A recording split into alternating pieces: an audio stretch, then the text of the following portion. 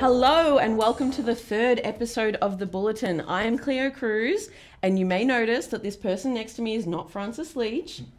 Kerry, would you like to introduce myself? Yeah. Sure. My name's Kerry Glennon. I'm a writer, director, creator, TikTok maker, bit of a jack of all trades, but I do work with the trade union making their TikToks. So Yeah. I'm here And to they're talk. cool and they're funny. Yeah. And we've got Francis over in Canberra in Parliament House at the moment. Francis, what's the vibe? Hey Claire, hey Kerry. I am not cool, nor am I funny, so I'm glad you've got Kerry there. It's well, there's a lot going on. Of course, now the pressure is on to deliver on a lot of things that were spoken about at the summit. And one of the things that seemed to really emerge strongly was the need to deal with the issue around early childhood education and childcare availability and cost and affordability to unleash the potential of women fully participating in the workforce, which has been a massive problem for decades and decades and decades. And that's going to be, I think that's going to be the dominant theme for a little while. I saw Michelle O'Neill, our very own, on the plane on the way up to Canberra today. And I think there's going to be a lot of hard conversations being had around that particular issue. So that's one to watch really closely.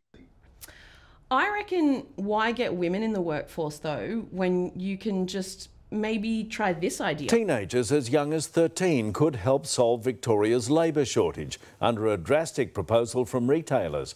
Victoria boasts one of the strictest age requirements in the country, and employers say they'll take what they can get. I don't think it's a bad idea. I don't think maturity was high enough to work somewhere else. 13, bit young. Wow. Yeah. So, I mean, life has really changed from when I was a 13-year-old. I don't know if I'd want to be out there working in the workforce like this, but, you know, that's the way it goes. Yeah, let's have a little look at what our hosts look like at 13 and if we think they're capable of entering the workforce. So this is me.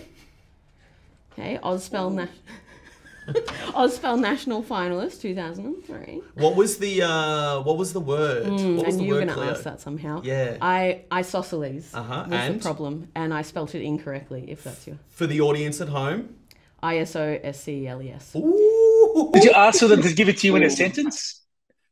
An isosceles triangle is one of the triangles. Luckily, spelling was your strong suit, not geometry. Yeah. Now, we're going to throw to a photo of Francis, but I have this feeling that Francis came out as a man. Were you ever a child, Francis? Have a look at this. So this is me. My mum obviously did send us out to work as a country rock band. Have a look at us. Look at those Broadmeadows mullets. Though she did obviously buy in bulk with those stripy shirts that look like my brothers and sisters were in some sort of a Tour de France. It's not circa 1977. But that, They kind of look like hipsters. That's actually cool, like a cool look now. Yeah, I mean, retro is in again. Yeah. The hairstyle, the clothes. The hairstyles are cool. so we could have been sent out as child models, maybe. In some universe, sure. Yeah. Kerry, you want to introduce us to yourself? Sorry. Yeah, and then this last strapping young lad is me with his cool arms crossed. I'm actually doing it right now. You haven't changed. I've just got a beard. Yeah. Yeah, so that was me at 13 with some of my mates. You look like you're a bouncer at your friend's 12th birthday party. Just checking you can come in and out. It was an exclusive party back then. I mean, only the coolest of kids were allowed at my place. I reckon you look fairly capable, fairly ready to enter the workforce. Well, I remember being that age, and all I wanted was adults to respect me and be like, I'm capable, I'm ready to do these things, and I'm kind of glad that there's child labour laws that prevented that from happening in giant multi-million-dollar mega corporations. Yeah. Making iPhones, etc. Exactly. I mean, we just did a story on the job recently about with the SDA, one of our unions, around McDonald's basically crimping workers' awards where they were entitled to 10-minute breaks on their shifts and not being able to get them, and basically being told you can have a sip of water or a free burger, but you've got to keep working. And so this is what would happen if we had younger people in the workforce not able to represent themselves. Of course, they should join your union. If you are at any age, you should join your union, but that's the reason why we don't have 13-year-olds working. We got rid of the chimney sweeps years ago. Let's not go back there, huh? Mm-hmm. Yeah. There's actually we've got very good unions who represent young workers in retail and fast food. So, but What's just one thing that I wanted to maybe ask you as well, Francis Leach. And so when I was looking at this content before we did this, obviously in giant corporations, something like a McDonald's or, you know, an Officeworks, that you need to have labour laws in place, and there's a reason why we don't have 13-year-olds working in these places. But say it's like a family business, like you run a fruit market or you run a carpet store or something like that, and it's, you know, the hierarchy of the parents work and then you come in and help around. Just on a small, low-key level, what is the opinion on that sort of thing, you know? Where it's a very different... Because it's very unregulated, yeah. It's very casualised, and it's unseen and unknown in lots of ways. So unless we've got a line of sight on it, we don't really know how people are working, what they're being paid, who's employing them, for how long, in what circumstances. So that's sort of like a hidden economy. So where we can see young people possibly open to exploitation in the workplace, that's when we can act on it. So that's the key thing, that wherever we can protect young people from being exploited, then we should. And the idea of 13-year-olds working, you know, we've got to have better ideas when it comes to creating jobs and secure jobs and well-paid jobs, and give young people a taste of the workforce where they feel like they've got a stake in what's best for them as well. So you're just going to kind of hope that their mum and dad aren't exploiting them. Exactly. Yeah. Exactly. Now, Michelle O'Neill, the ACTU president, had, like, I think, a way more workable idea than getting children into the workforce, and that was increasing women's participation in the workforce. So let's have a look at that. Increasing women's pay and capacity to work is good for women. But you know what? It's good for men. It's good for our labour market, it's good for skills shortages, it's good for workplace culture, it makes workplaces safer and fairer. It's good for productivity and it's good for our living standards. It's good for our economy. And that was ACTU President Michelle O'Neill talking about women's participation in the workforce and all of the different things that it would improve, such as...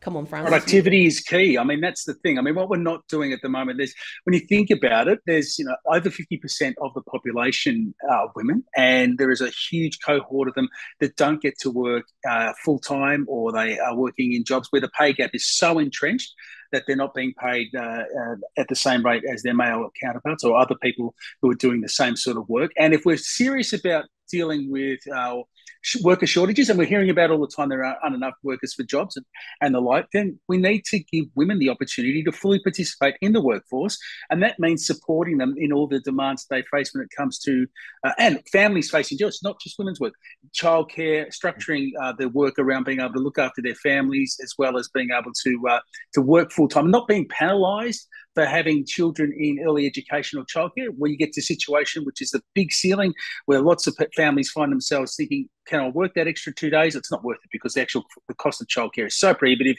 If I work, I'm actually going backwards. So if we fix those structural inequities, then we give the economy and more particularly women specifically an opportunity to work in a way that unleashes their full potential. We're not doing it at the moment, and that's what we need to fix. I agree.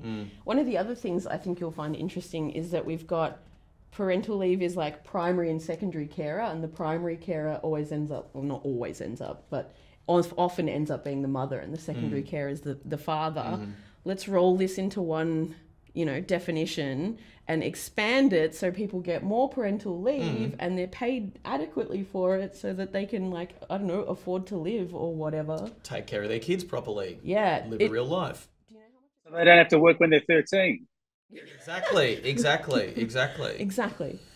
costs $155 for me to send Lenny to childcare for one day. I know I'm not supposed to swear, but that's crooked as. Can we bleep that out? We can do that one. That's absolutely outlandish. That one is effed. So if you do that over a week, right? You know, what's 5 times 155? Don't make me do that. 310, 620, and then it's yuck. No, don't. It's a lot. It's a lot. We can just get the actual number up on screen somewhere. We'll do that quick math. But it's far more money than you should be paying on childcare, you know? I just heard that Francis, he's done $775. $775, you know, cool. Every single week. Like, spread that out over a year, you know. I don't want to. It hurts my brain. It's kind of egregious. So What are like some solutions? What are some things that are happening in this regard? You know, you were talking about before that there's subsidies for childcare, but it might not be applicable if, you know, you're double income parents. If you're in a certain wage bracket. Yeah. However, the pinch of like all of the other costs in life. Yep. Like it's disproportionate. Yeah, okay. So the side of this, though, that's important to discuss is that this week the United Workers Union and some early childhood educators are actually taking industrial action because the workers themselves are paid appallingly. And in fact, on this week's edition of On the Job, the podcast, we talk about this. Highly skilled educators who are treated like they're unskilled workers. They're not respected in what they do, and the work that they do in the very early stages of young people's lives, educating really kids at the most impressionable moments in their lives, is just not considered worth pursuing as a career. So many of them cycling through the job because it doesn't pay the bills. So we need to pay our early childhood educators properly. We need to turn them into careers that are respected, have a longevity, so that, you know, you do feel like, you know, and you should be respected like a teacher, that you're doing something that is significant.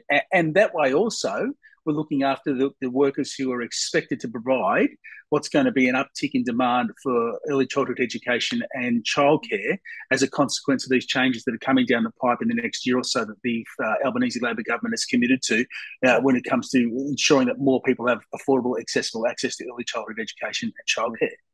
Speaking of undervalued and incredibly under pressure workers, there were workers up at the Job Summit who actually got to have their say, which was awesome. Let's have a look at this clip. You can't spend a lot of time with people.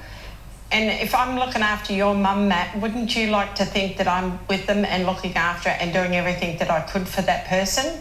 But when you've got time limits, you just can't do it. We've seen some sort of resolution, particularly in upskilling Australian workers, Chris. What do you want to see, though, come out of this summit? Yeah, first and foremost, it's wage rises. You know, workers in this country, they're doing it really tough, and they need pay increases. They really do. And secondly, multi-employer bargaining. You know, the bargaining system is just failing so many of us in this country, and we really want to see some change in that space. Seeing a nurse talk about being understaffed in a situation where you're literally looking after our most vulnerable people. Our parents, our mums and dads, our grandparents. I think that's what hit home when she made that comment about, like, wouldn't you want me looking after your parents as adequately as possible? Like, you don't, you know, and the reality of the situation is that their time is spread over so many different clients or whatever the situation is, that they actually can't care for them adequately, and it's not their fault at all. And on top of this, they're underpaid, and on top of this, they're underemployed often. Francis, any insights? Well, we've got to watch very closely. Fair Work Commission does have a work value case that it's currently hearing at the moment when it comes to aged care workers. The indication is the Albanese Labor government has supported a significant increase in the pay rates for aged care workers, which could be a game changer in the sense that it'll keep more people in the system working. That the structural issues remain: permanent work, jobs with entitlements, so that people feel like, you know, they've got a job that they can go to, and the demand for the work is there. There's no debate at all that there is demand for full-time work there, because people need to be cared for. But the system has been structured to casualise the workforce, to reduce labour costs at the expense of workers who often have to work 2 or 3 different jobs in order to pay the bills. It doesn't need to be that way. If we can change that, the standard of care gets better, simply because someone who's working in a centre or working in a home will be in the one place at the one time, building those relationships with their residents, understanding their needs. And if we have resident to carer ratios right, then people will get the sort of dignified care that they deserve. They're currently not getting it. Hopefully, we've got a bit of a game changer with that rise in wages, and also that will attract more people to the industry, and hopefully keep them for longer, because at the moment there is a shortage of staff because people don't want to work to be underpaid, undervalued, and in insecure jobs. It just doesn't work. It's not sustainable. It needs to change. We need to have a psychological shift about how we treat these people that live in these places. It's not a subway line where you go, okay, next person, 5 minutes, salad, jalapenos, chili sauce, move on next. Yep. You just cannot provide dignity. We need dignity, and once you put a certain type of price tag on that and a time limit on that, it removes the notion of dignity in the first place. So, yeah. You know what? Also, I feel like you'll find this interesting and appalling. During the pandemic, because a lot of these workers were working across different locations, they would accidentally end up being super spreaders. Yeah. And again, not of any fault of their own. These are the same industries that had no PPE, no masks, no rapid antigen tests. They just went in there. A lot of the time they were funding their own rapid antigen tests and masks. It's just not fair. Yeah. Thank you so much for watching episode 3 of The Bulletin. It's been super fun. Kerry, thank you for being here. Thanks for having me. It was a blast. Francis over in Canberra, thank you for dialing in. See you guys. Catch you next week. We would love it if you liked, subscribed, shared the video. Get involved. Join us. See you later.